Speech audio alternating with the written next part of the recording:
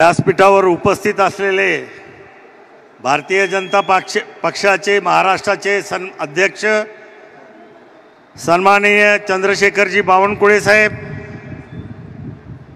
भारत सरकारचे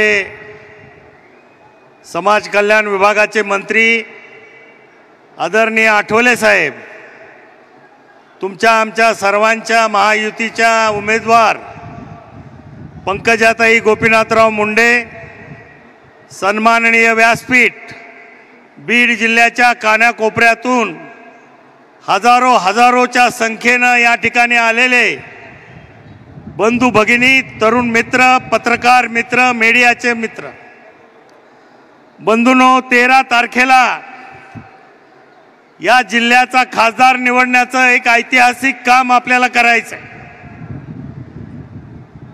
महायुतीच्या उमेदवार आदरणीय पंकजाताई गोपीनाथराव मुंडे यांचं निवडणूक चिन्ह कमळ, त्या समोरचं बटन दाबून प्रचंड अशा मताधिक्यानं त्यांना आपण निवडून द्यावं, हे मी या ठिकाणी सर्वप्रथम आपल्याला विनंती करतो। बंधूंनो, आपला जिल्हा हा महाराष्ट्रातला आणि देशातला मागासलेल्या जिल्ह्यापैकी एक आहे। या जिल्ह्यातले 4.5 लाख कुटुंब दरवर्षी ऊसतोडीच्या माध्यमातून स्थलांतर करून रोजगार मिळवतात। या बीड जिल्ह्याचं परिवर्तन जर करायचं असेल तर निश्चितपणानं या बीड जिल्ह्यामध्ये आणि मराठवाड्यामध्ये कोकणातून आपल्याला पाणी आणावं लागणार आहे, नाशिक जिल्ह्यातून पाणी आणावं लागणार आहे, पश्चिम महाराष्ट्र आणि वेळ प्रसंगी विदर्भातून सुद्धा नदी जोड प्रकल्पाच्या माध्यमातून मराठवाड्यात आपल्याला पाणी आणावं लागणार।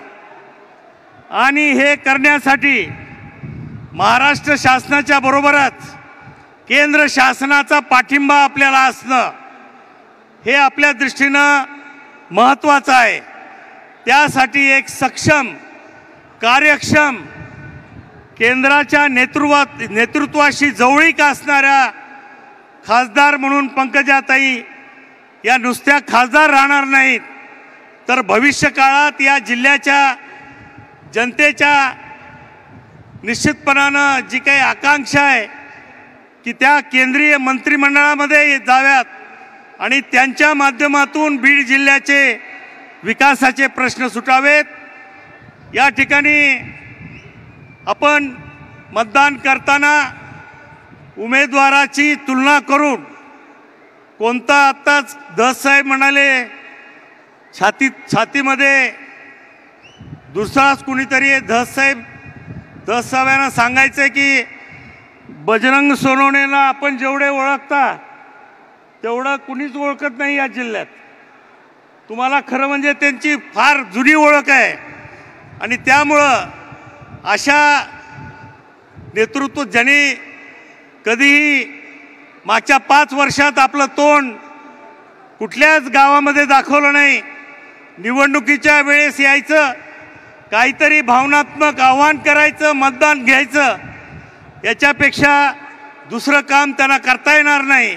आणि त्यामुळं ही सुवर्ण संधी जी काही आपल्याला मतदानाची मिळालेली आहे त्याच्या माध्यमातून आपण सर्वांनीच एक निर्धार करून कुठल्याही जातीपातीचा विचार न करता भविष्यात कुठला उमेदवार आपल्याला उपयोगी पडणार आहे, कुठला उमेदवार या जिल्ह्याचा विकास करणार आहे, ही एकमेव कसोटी लावून महायुतीच्या उमेदवार पंकजाताई मुंडे यांना प्रचंड मतांनी निवडून द्यावं, एवढं कळकळीचं आवाहन करतो आणि माझे 2 शब्द पूर्ण करतो। जय हिंद, जय महाराष्ट्र।